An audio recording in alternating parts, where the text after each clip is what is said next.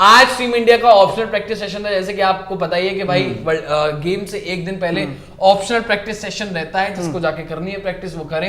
वहां पर आप देख लें तो Virat and Shreyas Iyer looked in good touch. Long batting session for Rohit Sharma, Rohit preparing for Mark Wood pace, Dravid give Rohit throwdowns and he practice for short balls. अब इसका मतलब क्या है, सबसे पहले पॉइंट की बात करेंगे। Virat and Shreyas Iyer looked in good touch. Virat Kohli तो गुड टच में है ही भाई, उनके बारे में कितनी भी आप बात कर लें। लास्ट गेम आप न्यूजीलैंड के साथ जीते हो, न्यूजीलैंड के अगेंस्ट जो इनिंग्स आई विराट कोहली की। श्रेयस अय्यर की बात करें, by the way Shreyas Iyer is also in good touch, he is in good touch but unable to perform, unable to keep his innings going। क्योंकि श्रेयस अय्यर को आप देख लो, आते हैं 2-4 अच्छे शॉट खेलते हैं। न्यूजीलैंड वाले गेम में भी यही था ना, बढ़िया शॉट्स खेल रहे थे, बढ़िया दिख रहे थे, सबसे बढ़िया श्रेयस अय्यर दिख रहा था वहां पर। विराट कोहली से भी अच्छा उस गेम में खेल रहे थे, but again short ball problem. जैसे ही शॉर्ट बॉल आई, और उस दिन भी हमने बात की थी सारे लोगों ने, इनफैक्ट मेरा जो एनालिसिस है श्रेयस अय्यर के लिए वो है कि he is playing with ego, क्योंकि सबने इर्द गिर्द उनके, अगर आप देख ले, अगर श्रेयस अय्यर के इर्द गिर्द आप देखो, ह्यूमन साइकी भी होती है ना। अगर मैं प्रियांशु के साथ रह रहा हूँ, पांडे जी के साथ रह रहा हूँ, कि इनकी आदतें मेरे को लगती भी हैं, वो एक अलग बात है। मेन बात ये थी, वो मैंने मजाक के लिए बोला था, अगर मैं इन दोनों के साथ रह रहा हूं and they both are doing really well, अगर ये दोनों बहुत अच्छा कर रहे हैं मुझसे, तो मेरे ह्यूमन मेंटल साइकी में आता है कि यार मुझे ही परफॉर्म करना है। तो हर गेम में आप इस भावना से आते हो। आप देख लो रोहित शर्मा परफॉर्मिंग, आप देख लो विराट कोहली परफॉर्मिंग, आप देख लो केएल राहुल परफॉर्मिंग, आप देखें Hardik Pandya performing with the ball, and जब भी अपॉर्चुनिटी मिलती है with the bat, Ravindra Jadeja ने परफॉर्म करके दिखा दिया, Shubman Gill is also performing. एक ही कोई खिलाड़ी है तो वो श्रेयस अय्यर है, looking in good touch, but बड़ी इनिंग्स नहीं आ पा रही है। ऑस्ट्रेलिया के अगेंस्ट 100 जरूर आया था। शॉर्ट बॉल की भी इन्होंने, मैंने देखा आज पांडे जी प्रैक्टिस काफी ज्यादा। सबसे बड़ी बात आपने शॉर्ट बॉल का बताया ना, एक चीज होती है क्रिकेट में कि अब जब आप बैटिंग करने जाते हो, श्रेयस अय्यर को पता है कि शॉर्ट बॉल आना ही आना है, और उनको पता है कि हर एक बॉलर जो भी फास्ट बॉलर है, जो पेस है, वो मेरे खिलाफ यही रणनीति लेकर आएगा और इसी को अटैक करेगा। अब अय्यर के साथ क्या ना, सबसे बड़ी दिक्कत क्या है कि उनको ये लगता है कि शॉर्ट बॉल पे ना अटैक करके ही बचा जा सकता है। आप ये भी समझो कि एक ओवर में एक बॉलर एक ही शॉर्ट बॉल डाल सकता है, एक ही बाउंसर डाल सकता है, उसके अलावा वो दूसरा डालेगा वो वाइड हो जाएगी। तो श्रेयस अय्यर को ये चीज समझना चाहिए कि आप कभी कभार डिफेंस करके भी बच सकते हो। टेस्ट मैचेस में शॉर्ट बॉल डलती है, वहां तो 2-2 3-3 बाउंसर्स भी डल जाते हैं टेस्ट मैचेस में। प्लेयर्स वहां पे क्या करते हैं, डिफेंस करते हैं, बचते हैं, निकलते हैं शॉर्ट बॉल से। जरूरी नहीं है कि हर बार आप शॉर्ट बॉल पे अटैक करके ही बचो, या हर बार आप पुल शॉट लगा के शॉर्ट बॉल पे बच जाओ। अगर आप डिफेंस करते हो, बचने का प्रयास करते हो, तो कम से कम एक बॉल आप निकाल सकते हो ओवर का, और फिर आप आराम से अपनी इनिंग्स को पेश कर सकते हो। अय्यर जब भी आ रहे हैं, आप कभी भी नहीं आपको लगता हो कि इन फॉर्म, मतलब आउट ऑफ फॉर्म है। जब भी आते हैं अच्छे शॉट लगाते हैं, कवर ड्राइव उठाकर देख लो, फ्लिक लगा के देख लो, जो स्पिनर्स को अटैक करते हैं। तो अय्यर को कहीं से प्रॉब्लम नहीं हो रही है, एक ही चीज उनके दिमाग में बस गई कि शॉर्ट बॉल पे आना है तो मैं पुल करूंगा। वहां पे तो आप अपने लिए ही फायदा करोगे, और अल्टीमेटली वो टीम को भी फायदा पहुंचाएगा। इसमें एक चीज और छोटी सी ऐड करनी है मुझे, कि श्रेयस अय्यर को हम बात करते हैं ना कि आपका जो रोहित शर्मा और विराट कोहली है, ये सब रन्स तो बनाएंगे आपके लिए, लेकिन भगवान ना करे कि किसी मैच में रोहित शर्मा का बल्ला ना चले या विराट कोहली का बल्ला ना चले, वहां पे ना हम एक्सपेक्ट करते हैं कि शायद श्रेयस अय्यर वहां पे 4 नंबर पे आके आपके लिए रन्स बनाएंगे। अब ऐसा क्यों? क्योंकि ना अब अय्यर बहुत समय से खेल रहे हैं, उनको हम यंगस्टर में काउंट नहीं करेंगे। श्रेयस अय्यर को टाइम हो चुका है, 2022 में हाईएस्ट रन गेटर थे। हालांकि हाँ, इंटरनेशनल क्रिकेट की बात कर रहा हूं, आप पुराने हो चुके हो, आप कोई नए नहीं रहे हो आप, तो आपको ये रिस्पॉन्सिबिलिटी कहते हैं ना, वो बहुत जरूरी होती है। और जिस पोजीशन पे आप आ रहे हो, वो बड़ी इंपॉर्टेंट फेज होता है मिडिल ओवर्स का मोस्टली, और वहां पे अगर आप विकेट गवा दोगे तो सारा प्रेशर आएगा आपके लोअर ऑर्डर पे। तो इसीलिए वो श्रेयस अय्यर को समझना पड़ेगा कि भाई, जैसे कि नितिन भाई और आपने भी बोला कि जो आप ईगो रख के खेल रहे हो ना, कि भाई मैं तो पुल खेलूंगा, डक कर दो यार, डक कर दो, क्यों नहीं कर लो, कोई बात नहीं। तो यही चीज इनको समझनी पड़ेगी। इवन कल अगर आप देख सकते हैं, कल तो अगर कोई शॉर्ट बॉल से परेशान कर सकता है तो दैट इज मार्कवुड, क्योंकि पेस है, पेस है ना भाई। मार्कवुड वर्सेस श्रेयस अय्यर, रोहित शर्मा ने लॉन्ग बैटिंग सेशन किया है, उसके अलावा मार्कवुड के लिए स्पेशली प्रिपेयर किया। केएल राहुल के बारे में भी केएल राहुल का भी इंटरव्यू आया, इंडियन क्रिकेट का जो चैनल होता है वहां पर हमने देखा था, उन्होंने भी स्पेशली मार्कवुड के बारे में बात की कि मार्कवुड मेरे साथ खेले हैं, obviously he knows about me कि किस तरीके से मैं खेलता हूं, और क्योंकि एक्स्ट्रा पेस भी है, तो एक्स्ट्रा पेस के लिए भी आपको तैयारियां जो है वो करनी रहती है। तो रोहित शर्मा ने उसी के लिए किया, उन्होंने शॉर्ट बॉल के लिए नहीं किया होगा प्रैक्टिस, उनको पता है शॉर्ट बॉल उनसे बेटर दुनिया में कोई नहीं खेल सकता है, और चाहे कोई भी बॉलर हो, चाहे मार्कवुड हो, चाहे कोई भी बॉलर हो, कितनी भी उन्होंने स्पेशली की होगी तैयारी पेस की, क्योंकि मार्कवुड के पास जो एक्स्ट्रा पेस है, अभी तक जितने भी बॉलर्स को खेला गया है, हालांकि टेपिया भाई को खेला था, टेपिया भाई से भी ज्यादा तेज है मार्कवुड। मार्कवुड इस वर्ल्ड कप में अगर आप देख लो तो टेपिया भाई से तेज बॉलिंग कर रहा था, 2-3 किलोमीटर घंटे का पर आवर का डिफरेंस है स्पीड में। अगर टेपिया भाई 149 150 डाल रहे हैं तो वो 152 154 के आसपास उनकी स्पीड जा रही है। तो जो एक्स्ट्रा स्पीड है मार्कवुड की, उसके लिए थोड़ी बहुत जो है वो तैयारियां रोहित शर्मा ने की है। द्रविड़ के साथ थ्रो डाउन्स रोहित शर्मा ने लिए हैं, प्रैक्टिस शॉर्ट बॉल की है। और जैसा कि पता है भाई, अगर उन्होंने वो शुरुआत दे दी तो क्या आपके मार्कवुड, क्या आपका कोई और टोपली भाई साहब ऐसे ही चले गए।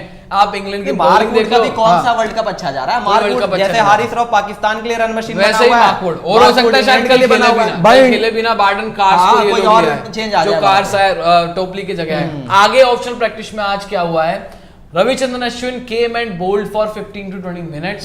Most likely Ashwin will play against England. ये है बहुत बड़ी बात। और Siraj might get a rest tomorrow.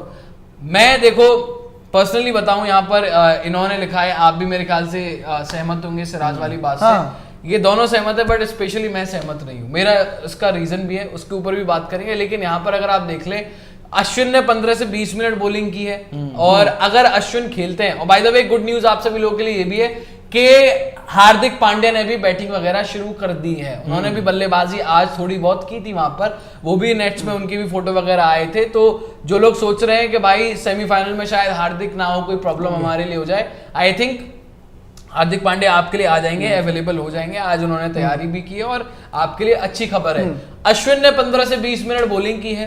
Pandey ji, इसका क्या मतलब है, क्या अश्विन खेलते हुए नजर आ रहे हैं? क्योंकि देखो मेरा स्पेशली ये है कि भाई अश्विन की अगर हम बात करते हैं, लखनऊ में स्पेशली आपको थोड़ा बहुत टर्निंग ट्रैक वगैरह मिल जाते हैं, लेकिन लखनऊ की पिच पर भी इसी वर्ल्ड कप में हमने देखा 300 रन बने हैं। जब 300 का वो ट्रैक है, जब 325 का वो ट्रैक है, 2 स्पिनर्स को आप खिलाओगे, आई डोंट थिंक ये अच्छी थ्योरी, ठीक थ्योरी मुझे लगता है कि, बट अगर आप खिलाते हैं तो किसकी जगह नहीं, वो तो मेरे हिसाब से मोहम्मद सिराज के जगह ही आना चाहिए। लेकिन इसके पहले मैं उस पे आऊंगा कि अश्विन को लेकर जो आपने कहा कि क्या खिलाना चाहिए, क्योंकि लखनऊ के ट्रैक पे 300 से ज्यादा बन गए। मुझे लगता है ये ट्रैक से ज्यादा पोजीशन को ध्यान में रख के किया जा रहा है, क्योंकि इंग्लैंड की बैटिंग वैसे तो चल नहीं रही है इस वर्ल्ड कप में, लेकिन हिस्टोरिकली भी अगर आप देखो तो इंग्लैंड के बल्लेबाज स्पिनर्स के अगेंस्ट फंसते हैं। स्पिनर्स को उतने फ्री होकर बैटिंग नहीं हो पाती उनके सामने। पेसर्स को अच्छा खेल लेते हैं, लेकिन जहां पर स्पिन आ जाती है, लेग स्पिन के सामने आप देख लो, ऑफ स्पिन भी अगर अश्विन का रिकॉर्ड भी अगर आप उठाकर देखोगे तो बहुत अच्छा है इंग्लैंड के अगेंस्ट। ओवरऑल इन सारी चीजों को ध्यान में रखते हुए, अपोजिशन की स्ट्रेंथ या वीकनेस को ध्यान में रखते हुए भी ये फैसला किया जा रहा है कि आप अश्विन को अपनी टीम में ऐड ऑन कर रहे हो। प्लस लखनऊ के विकेट पर रन्स बेशक 300 बने, लेकिन वो बाउंड्रीज अगर आप देखोगे तो बड़ी बाउंड्री है। जो साइड बाउंड्री और स्क्वायर बाउंड्रीज आप देखते हो तो बड़ी बाउंड्री है। और इंग्लैंड का प्लॉय क्या रहता है खेलने का, वो अटैक करके खेलते हैं। वो तो इतने ढीठ है कि पूरे टूर्नामेंट में अटैक के नाम पे बस अटैक किए जा रहे हैं, कभी अटैक हो नहीं पा रहा।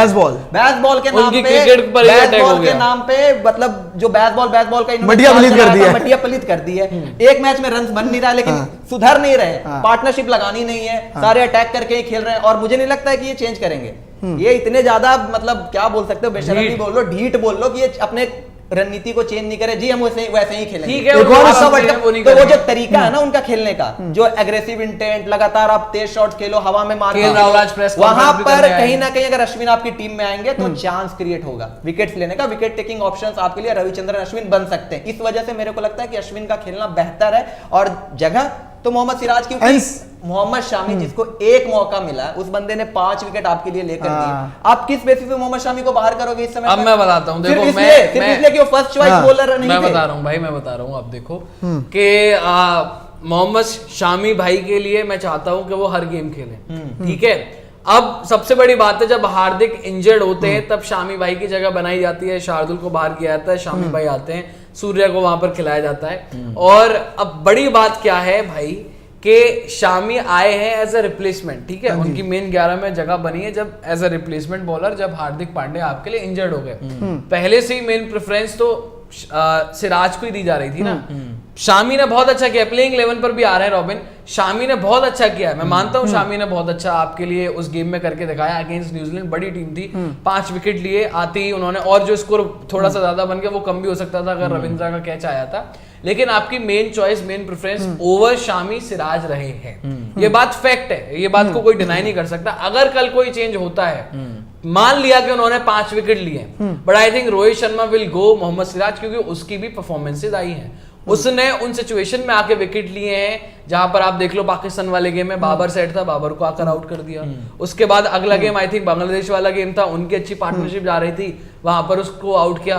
रिजल्ट पे मत जाओ, उन्होंने 5 विकेट ली, लेकिन ओवरऑल मैचेस में आप देख लो जिस सिचुएशन में आके सिराज ने बॉलिंग की है, उस सिचुएशन में उसने बहुत बेहतर किया भाई, वो टीम को वापस लेकर आया। तो आई थिंक क्योंकि फर्स्ट चॉइस भी वो रहे हैं, परफॉर्मेंस भी सिराज की है, मेरे ख्याल से शामी को ठीक है एक गेम मिला, एक गेम में उन्होंने 5 विकेट ले लिए, लेकिन शामी को रिप्लेस करेंगे और अश्विन को लेकर आया जाएगा। बाय द वे ये टीम की थ्योरी के अकॉर्डिंग मैं बता रहा हूं, अगर मैं अपना पर्सनल बताऊं, जैसा जो टीम सोचेगी मैं टीम के अकॉर्डिंग आपको बता रहा हूं। अगर मैं अपना पर्सनल बताऊं तो मैं चाहता हूं कि भाई शामी भाई खेलें, बट सिराज भी खेलें।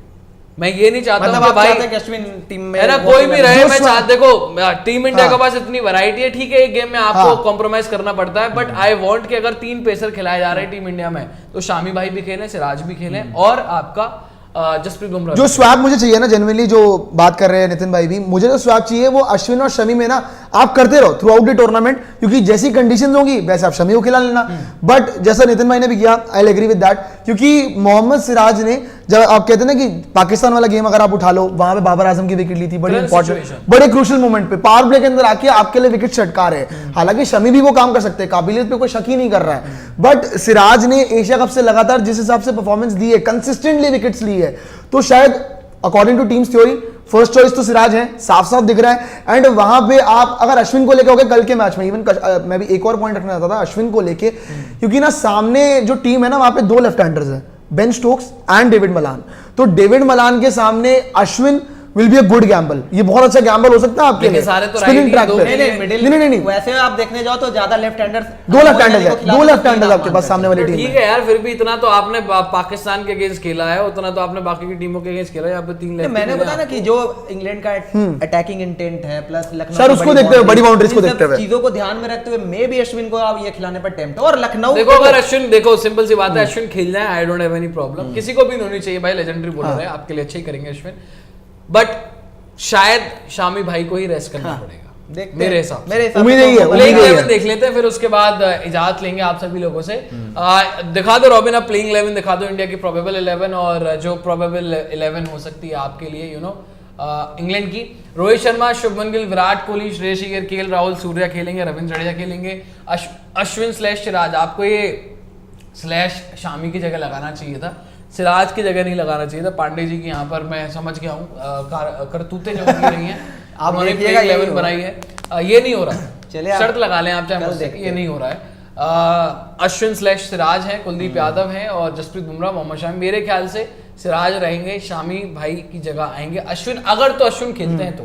बाय द वे मुझे इस बात की फीलिंग नहीं आ रही है, टू बी ऑनेस्ट, कि वो खेल रहे हैं, ठीक है। अगर तो वो खेलते हैं तो वो शामी भाई की जगह ही आएंगे। ये इंडिया की प्रोबेबल प्लेइंग 11 है, एक ही चेंज पॉसिबल हो सकता है, अश्विन आए तो किसकी जगह आएंगे। बाकी इंग्लैंड की प्लेइंग 11 दिखा दो, आप भी बता दो यार, आप भी क्या प्लेइंग 11 में यही चेंज देख रहे हो, कोई और चीज देख रहे हो यार? क्या अश्विन आ भी रहे हैं भाई? टू बी ऑनेस्ट, हमने सारी बातें तो कर ली, अश्विन आ रहे हैं, क्या वो आ रहे हैं? रिपोर्ट्स ना इज ही कमिंग को लेकर बात हो रही है, या तो रविचंद्रन अश्विन या तो शार्दुल ठाकुर। 4 दिन अब डिपेंड ये करता है कि टीम मैनेजमेंट आखिरी फैसला लेती क्या है, other they want to go with an extra pacer और अ स्पिनर। अगर तो जैसा मैंने बताया कि सामने वाली टीम को देखकर, ग्राउंड को देखकर अगर ये फैसला लेते हैं, तब मुझे लगता है कि अश्विन का ज्यादा चांस बनता है। और जो बैटिंग की जहां तक बात आती है, वो बैटिंग शार्दुल भाई अगर इंग्लैंड के प्लेयर सेट हो गए ना, तो ग्राउंड कितना ही बड़ा हो भाई, वो बात आपकी मान ली, ग्राउंड कितना ही कंडीशंस भी कुछ होती है, उसको रख के छक्के Except और 3 स्पिनर्स के एक चीज और बोलूंगा, 3 स्पिनर्स के साथ आप फंसोगे, क्योंकि हर मैच में आपके पास 3 पेसर तो हर कंडीशन में अवेलेबल रही हैं, चाहे कैसी भी पिच हो, डेड पिच हो चाहे ड्राई पिच हो। 3 स्पिनर्स के साथ अगर सेट हो जाओगे तो फंसोगे। आप अगर इंग्लैंड की बैटिंग लाइनअप को उठाकर देख लो, मुझे नहीं लगता है कि स्पिन के अगेंस्ट कोई भी ठीक है, देखते हैं जो रिपोर्ट्स आई थी इंग्लैंड की प्रोबेबल 11 देख लेते हैं। David Malan, Jonny Bairstow, Joe Root, Ben Stokes, Jos Buttler, Liam Livingstone की जगह हैरी ब्रूक, मैं चाहता हूं ये चेंज हो।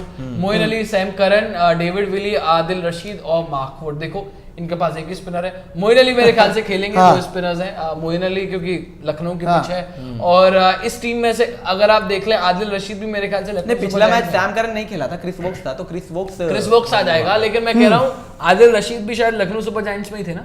हाँ नहीं रशीद नहीं, नहीं, रशीद नहीं, तो नहीं। पंजाब में एक सही सीजन खेला, उसके बाद तो बाहर। इस सीजन की बात कर रहा हूँ यार। आज सीजन में नहीं दिखे यार, रशीद है क्या बात कर रहे हो सीजन में? आप? आदिल नहीं रशीद थे। दिखेगा। ना, ना। कौन आदिल था रशीद इसमें से? दिखेगा। मार्कवुड के अलावा? मार्कवुड थे बस, मार्कवुड ही मार्कवुड ही थे, और तो कोई Okay. ध्यान में नहीं आ रहा मुझे। डेविड विली आरसीबी, भाई नाम तो जो रूट आपके लिए राजस्थान, जो रूट राजस्थान, जॉनी बेस्ट थे ही नहीं सब। Harry Brook Sunrisers Harry Brook Sunrisers, Sunriser, Jos Livingston, Buttler Rajasthan, flop. कोई नहीं। ठीक है, तो भाई ये है इंग्लैंड की प्लेइंग 11 और ये हमने आपके लिए प्रीव्यू भी कर दिया है कल के गेम के। अच्छा एक सवाल जाते एक दो जाते, comments और ले क्या लेते हैं लगता बस। है कि इंग्लैंड की बैटिंग जो बार बार कल फ्लॉप click हो करेगी। गई है, बेकार हो गई है, बिल्कुल भी परफॉर्मेंस नहीं आ रही, नाम उठाकर देख लो तो सारे एक से बढ़कर एक धुरंधर, पर कहने के नाम पर नाम बड़े दर्शन छोटे वाला हाल है। तो क्या कल कोई चेंज देख रहे हो कि इनकी प्लानिंग में कोई चेंज होगा या फिर वही एक सच्ची बात बताऊं, प्लानिंग में इतनी जल्दी चेंज नहीं होगा। कहानी अगर इन्होंने प्लानिंग में चेंज कर दिया फिर क्या बात की इंग्लैंड भाई, किस बात की? ये वही अग्रेसिव अप्रोच लेके जाएंगे, वही वाली अप्रोच रहने वाली इनकी। थोड़ा सा सेंसिबल हो सकते हैं बट ओवरऑल भाई 5 ओवर शांत हो जाएंगे, उसके बाद वही ढाक के 3 पात, वही बात और फिर कुलदीप यादव आएंगे बाद में 10 ओवर के बाद, अश्विन आएंगे, अश्विन खेलते हैं तो और विकेट तो ले जाएंगे। अच्छा मैं एक और अपडेट दे दूं छोटी सी कि 2-3 दिन पहले ये अपडेट आ रही थी अकॉर्डिंग टू रिपोर्ट्स अश्विन ही खेल रहे हैं, सो ज्यादातर चांसेस अश्विन की है खेलने के। रिपोर्ट्स तो यही है भाई।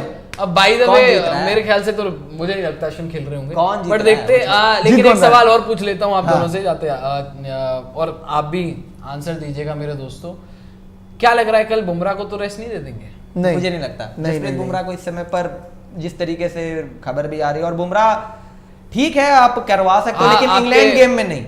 आप इंग्लैंड ऐसी भी देखो, बिल्कुल भी आप लाइटली नहीं ले सकते हो कि ठीक है वो टीम हार करा रही शामी है। भाई पे इतना कॉन्फिडेंस दिखा रहे हैं यार, बुमराह शामी- आपका स्पियर अरे है, सुन आप तो थोड़ी लो। बाहर कर हाँ, दोगे बड़े शामी मैच भाई में। पे आप इतना कॉन्फिडेंस दिखा रहे थे, मेरे लिए तो शामी भाई और बुमराह देखो क्वालिटी की अगर बात करें बराबर ही है। ठीक है डेथ बॉलिंग में बेहतर है जसप्रीत बुमराह क्योंकि उनके पास जो यॉर्कर का ऑप्शन है, बाय द वे शामी ने भी यॉर्कर बहुत अच्छी डेवलप की और उनकी थोड़ी सी बॉल पुरानी होती है, रिवर्स भी होती है, तो मेरे लिए तो बराबर ही है। ठीक है लेकिन बुमराह क्योंकि आपके लिए मैच विनर रहे हैं स्पेशली वाइड बॉल फॉर्मेट में काफी लंबे टाइम के लिए, तो इसलिए ज्यादा भरोसा आपको बुमराह के ऊपर रहता है और बड़े मैचेस में भी उन्होंने अच्छा परफॉर्म किया है। क्या लग रहा है बुमराह को रेस्ट? मेरे ख्याल से दे भी सकते हो, मुझे कोई ज्यादा नहीं यार, यार, सी- अभी आप क्वालिफिकेशन पक्का इतना बड़ा लोड नहीं है। नहीं वो फिर भी चीज। इंग्लैंड की टीम है सामने, ऐसी बात नहीं है, रिस्क आप नहीं ले जब तक और क्यों नहीं जसप्रीत अदरा नाम बुमराह के आगे। इस समय पर आपका सबसे ज्यादा हाईएस्ट बोलिए, विकेट टेकर है ओडीआई वर्ल्ड कप में। अगर आप देखो इंडिया के लिए सबसे ज्यादा विकेट बुमराह ने लिए है, तो अभी इस समय पर इंग्लैंड के सामने मुझे नहीं लगता कि जसप्रीत बुमराह को बाहर बैठाना एक समझदारी हो। इवन पांडे जी एक बार क्वालिफिकेशन पक्का हो जाए, कल वही। आप जीत जाओ, फिर उसके बाद आप श्रीलंका वाले गेम में रेस्ट करा लो, नीदरलैंड्स का गेम में रेस्ट करा लो, कई गेम आपके पास। जब तक नाम के आगे क्यों नहीं आता तब तक आप करा ही नहीं सकते हो रेस्ट में। ठीक देखूंगा है, बड़े ठीक खिलाड़ियों है। को बैक करो, खिलाओ जीत रहा लगातार, है, जीत जितने रहा है। गेम्स खेलेगा उतना जीत अच्छा रहा है, है। उतना बेहतर है। आप इंडिया ही जीत रहा है यार, सही में मुझे One लग रहा था sided, पक्का हो one जाए। चलो भाई sided, कल इंडिया ही एक तरफा। जीत रही है। आप लोग भी कमेंट सेक्शन में अपनी राय जरूर रखते हैं।